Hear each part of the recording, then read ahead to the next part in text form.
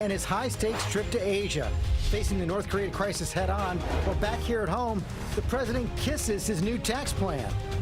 We are giving them a big, beautiful Christmas present in the form of a tremendous tax cut. Plus, President Trump unplugged overnight. A Twitter employee shuts down the president's account. Terror takedown. New video of the New York attacker as ISIS now claims responsibility. And major new questions about the phone call he made just before his deadly rampage. Plus, what ISIS recruitment looks like here in the U.S. Diane Sawyer's exclusive investigation. The shock for a retired Marine father whose own son was plotting an attack right in their home. An ABC News exclusive.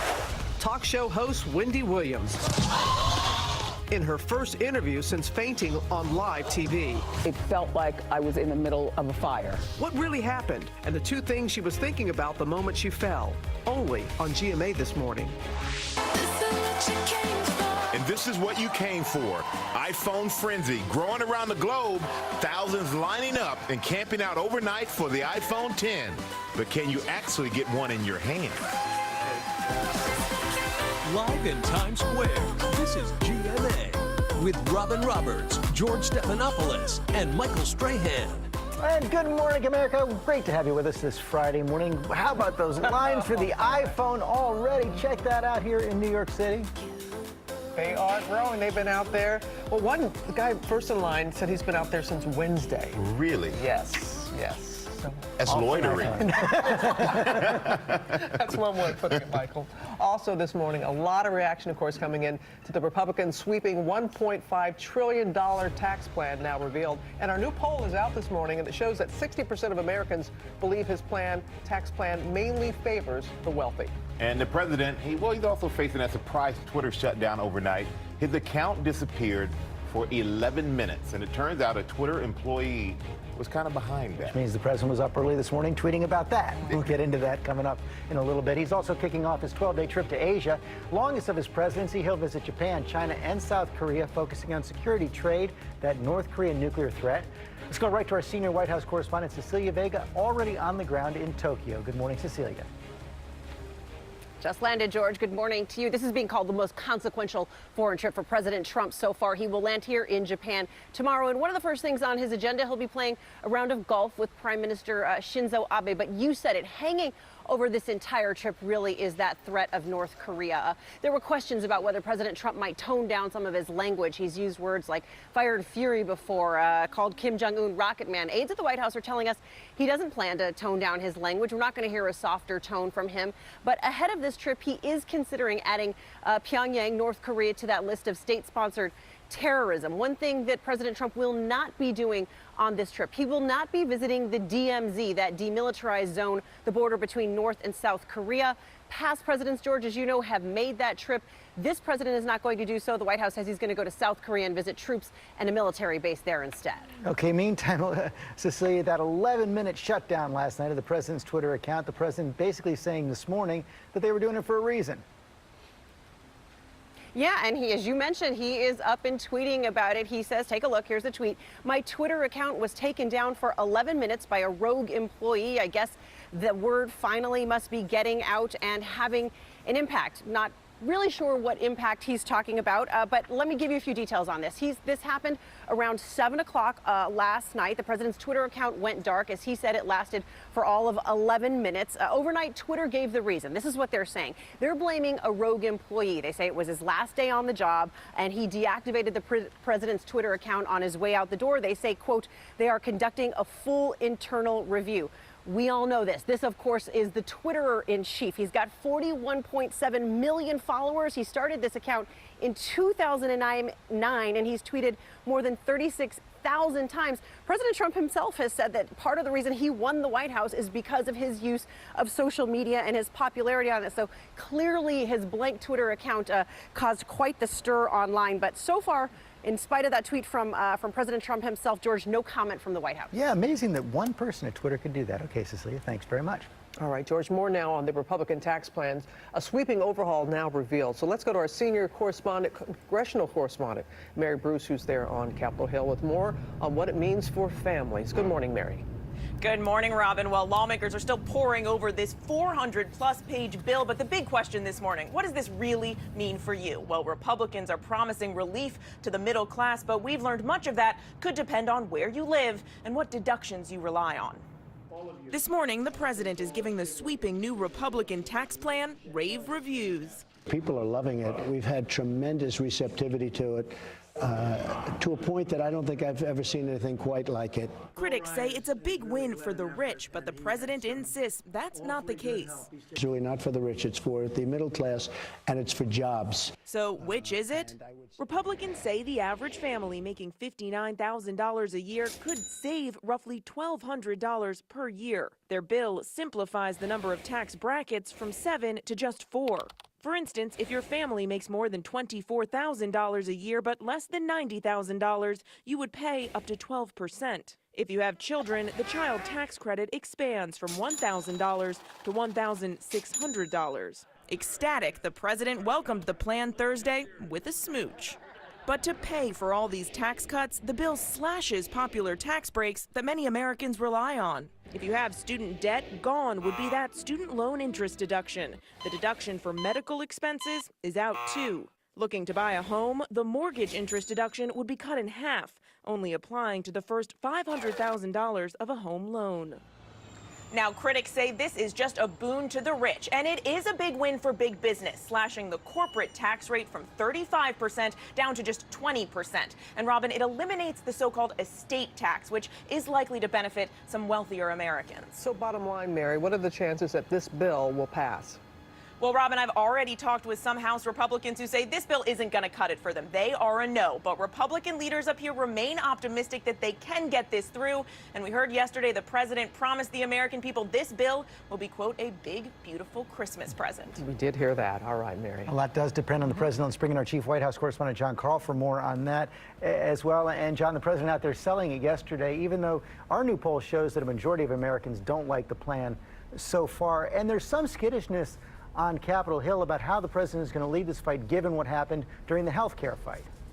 There is constant fear that the president's going to change his mind, change policy in response to criticism, or cut some kind of a side deal, and that the Republicans will learn about it on Twitter. But I have to say, overall, I sense confidence on the part of Republicans. I spoke to Speaker of the House, Paul Ryan, here yesterday after his meeting with the president, and he says he really does believe they can get it done by Christmas. Okay, meantime, John, the Democratic Party has been rocked by this revelation from former Chair Donna Brazile that the Clinton campaign had effectively taken control over the DNC before she got the nomination. President Trump now weighing in on that this morning. He's got a double-barreled attack on this, George. He's going after the DNC, of course, but he's also, in an odd twist, going after his own Justice Department.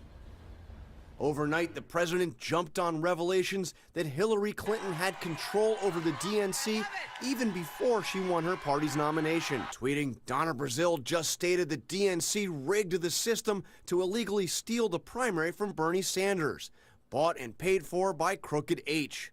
This is real collusion and dishonesty, major violation of campaign finance laws and money laundering. Where is our Justice Department? He's referring to revelations in a new book by former DNC chair Donna Brazile, who reveals that the DNC entered into an agreement back in 2015 that gave the Clinton team a degree of control over the party long before the first votes were cast in the Democratic primary. Trump continued the attack last night in an interview on Fox News. But I want to tell you, that is a big story, what she's saying. It's illegal, number one, and it's really very unfair to Bernie Sanders. I'm not a Bernie Sanders fan, although I must say I got a lot of his votes when he was thrown out. In another interview, the president expressed frustration that he doesn't have more control over his own Justice Department. I'm very frustrated by it. I look at what's happening with the Justice Department. Why aren't they going after Hillary Clinton with her emails and with her the dossier and the kind of money? I don't know. Is it possible that they paid $12.4 million for the dossier? And how is it, which is total phony, fake fraud? And how is it used? And the president just minutes ago went after his own Justice Department yet again on Twitter, tweeting, everybody is asking why the Justice Department and the FBI isn't looking into all of the dishonesty going on with Crooked Hillary and the Dems. By the way, George, Democrats are raising questions about this as well. Elizabeth Warren was asked point blank if she believes that the primary was rigged. And she said yes. Yeah, a lot of Democrats angry about this. They don't like what Hillary Clinton did during the campaign, the more they've learned about it from Donna Brazile. But just clarify a couple of points here. There's no indication there was any illegal activity going on in the DNC, despite the president's claims. And I guess if he really wanted the Justice Department to investigate this, he could ask them. Absolutely, yeah. No allegation of illegal activity coming really from anybody except for the president. But it is quite something to see him effectively go after his own attorney general instead of simply maybe asking him to look into it. Okay, John Carl, thanks very much. And George, also this morning, we're learning new details about that deadly terror attack here in New York City. Overnight, people gathered for a special vigil and march to remember the victims. And now we have dramatic new video showing what happened right after the attacker was taken down by police. We're also learning about a phone call he made right before the rampage. And our chief investigative correspondent, Brian Ross, is here with these new details. Good morning, Brian. That's right, and good morning to you. Overnight, as ISIS claimed responsibility for the Halloween attack in New York, federal agents grew more concerned that the attacker might have been part of a larger cell. 29-year-old Saifullah Saipov reportedly told the FBI he acted alone. But now agents are raising questions about a number of his associates who, like him, came to the U.S. from Uzbekistan. Senior federal officials tell ABC News this morning they will be questioning a friend of his later today, who agents say Saipov called in the hour before the attack. And as well, Robin, Saipov is known to have been a point of contact for at least 23 Uzbek residents who came to the U.S. And as agents look into the background of those 23, of course, there has to be concern that they have terror connections. Of course, at least one of them was expelled from the U.S. because of such concerns. And Uzbekistan has been a breeding ground for a number of ISIS followers, 9 of whom have been convicted or are awaiting trial in the U.S. on terrorism charges. So the question this morning is what contact, if any, they had with Saipov, and whether there may be some kind of cell in this country of Uzbek immigrants to the U.S. Question we want to know the answer to. We're going to find out. Michael. And we're also, thank you, Robin, we're also learning more about those school children who were on the bus that was hit in that terrorist attack. Noah Saltz was one of the special needs students on board the bus, and his parents, well, they were worried about his whereabouts, but then they saw him on the news.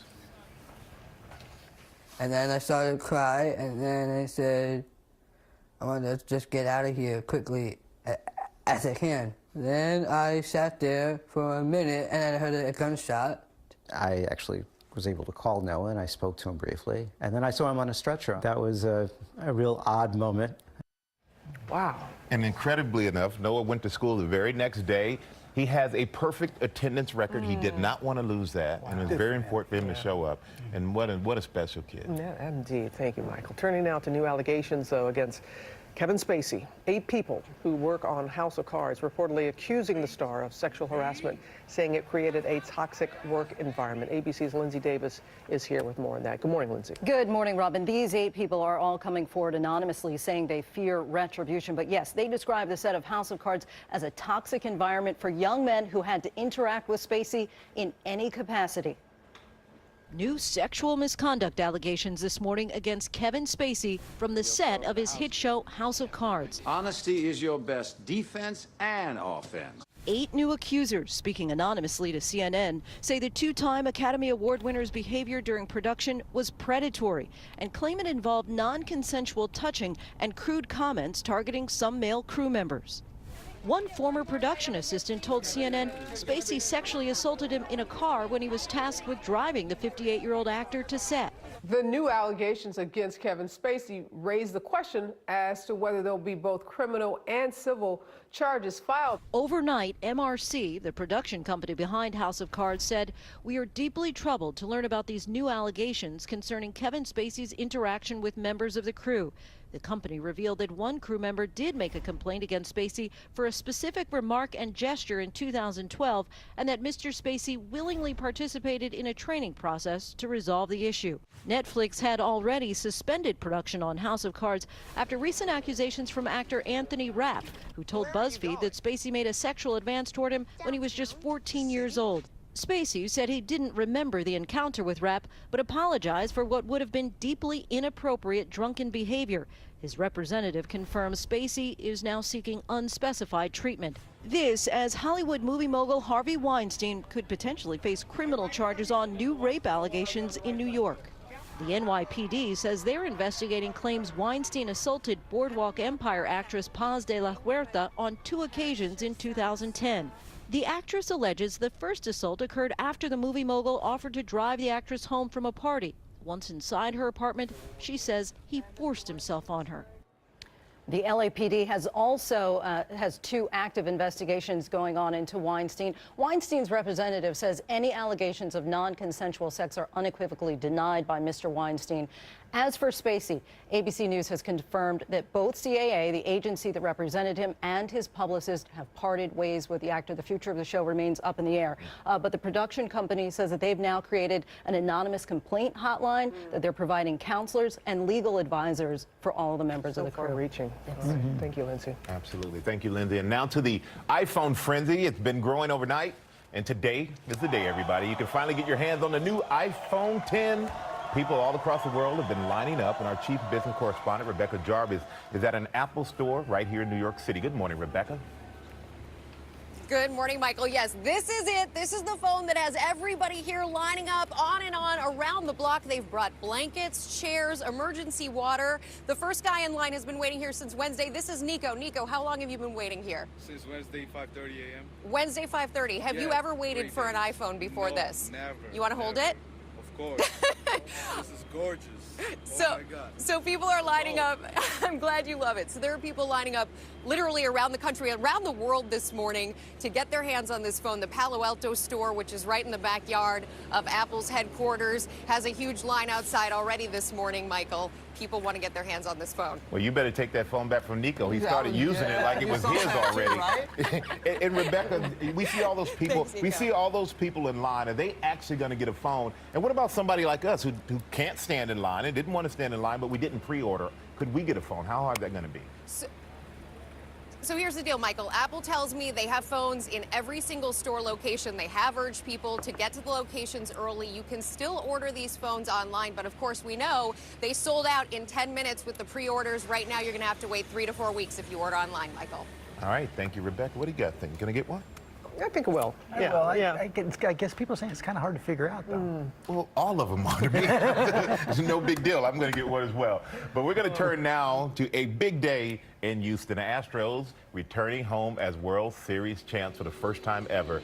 They got a big, huge greeting after they got off the plane for such a big victory for a city that has gone through so much this year. And they've got a major parade this afternoon with their mayor saying, as we bounce back from Hurricane Harvey, we are more than ready to welcome our heroes home in proper form. It's going to be great. It's going to be great, and it's going to be hot, and Ginger's going to tell us all about that.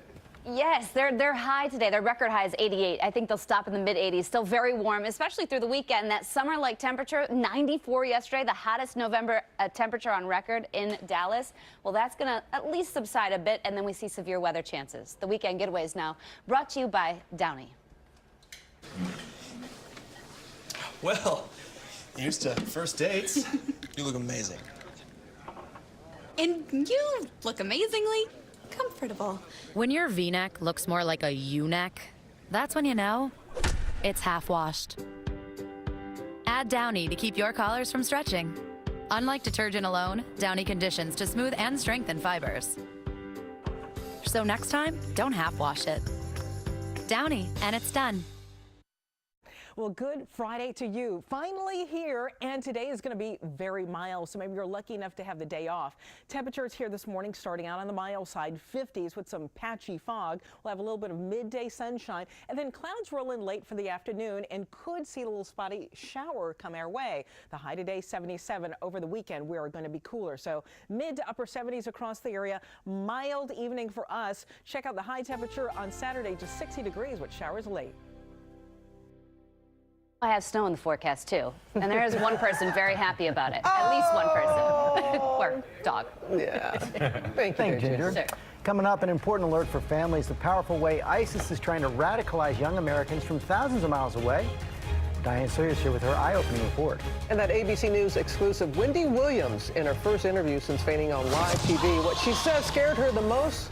You'll see it only on GMA this morning. Come on back. Oats seem pretty simple, right? They're actually kind of extraordinary. See, oats contain a soluble fiber called beta-glucan. Beta what? Stay with me here. This is where it gets interesting. This fiber really doesn't like cholesterol, so it